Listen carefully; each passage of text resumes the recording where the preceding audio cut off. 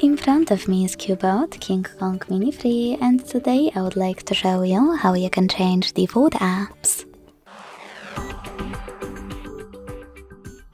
Begin by downloading your new defaults. In my case, Firefox browser.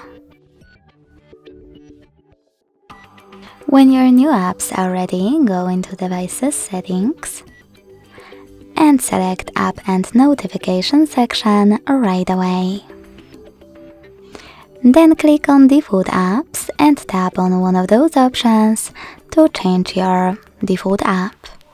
I will go with Browser. Lastly, just tap on your new downloaded one and go back.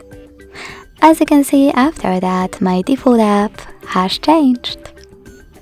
Thanks so much for watching. If you enjoyed this video, leave a like, comment and subscribe. Bye!